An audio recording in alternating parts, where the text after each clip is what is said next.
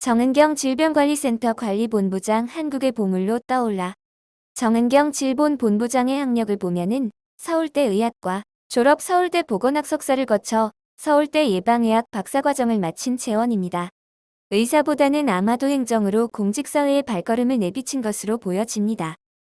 경력을 보면은 2010년 11월 보건복지가족부 질병정책과 과장, 보건복지부 응급의료과 과장, 2012년 7월 보건복지부 응급의료과 과장, 2014년 2월 질병관리본부 만성질환관리과 과장, 2014년 3월 질병관리본부 질병예방센터 센터장, 2016년 1월에서 2017년 7월 질병관리본부 긴급상황센터 센터장, 2017, 7월 현재 질병관리본부장을 역임하고 있습니다. 정은경 질병관리본부장은 1965년생으로 한국 나이 56세이며 재산은 34억을 조금 넘는 것으로 보고되었습니다. 현금만 18억으로 많은 편입니다. 보유하고 있는 현금만 가지고도 여유롭게 살 것 같은데 이번 코로나 사태에서 맡은 바 임무를 성실히 수행하고 있는 것 보면은 직업의식이 상당한 것 같습니다. 한 달에 200시간 초과 근무를 하였다고 하네요. 이번에 정은경 질병관리본부장은 한국에서의 코로나 사태에 대하여 세계에 알리고 공유하기 위하여 본인의 첫 논문을 미국 질병통제센터 학술지에 실었습니다. 제목은 한국 콜센터 내 코로나 바이러스 감염증 발생의 논문이며 정은경 질병관리본부장이 책임저자로 참여한 논문입니다. 이번 코로나 사태에 한국이 시기적절히 대응을 잘하고 있는 모범국가로 전 세계가 인정하고 있습니다.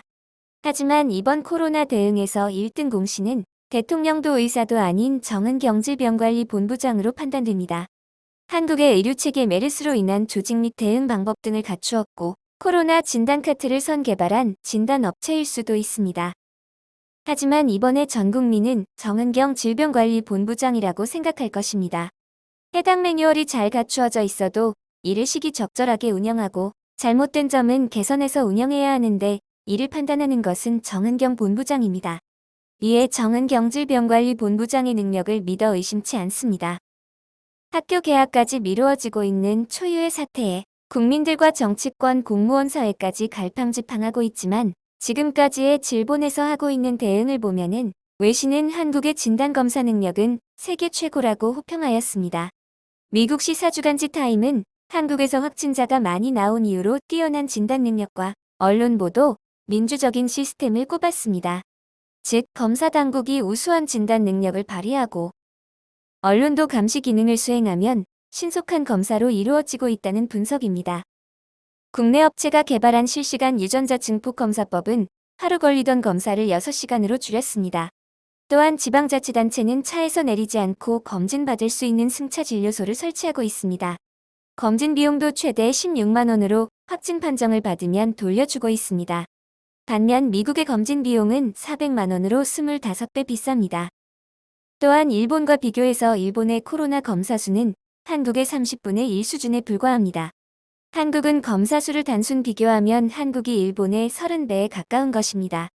이러한 코로나 검사 및 진단과 방역, 국내외 입국 등 종합적으로 이끌고 있는 것이 대한민국 질병관리본부이며 이 질병관리본부를 이끌고 있는 수장이 정은경 질병관리본부장입니다. 이번 코로나 사태로 많은 분들이 고생하고 있지만 아마도 최고의 수은갑은 정은경 질병관리본부장임을 대한민국 국민은 누구나 인정합니다. 이상 파랑새 TV였습니다.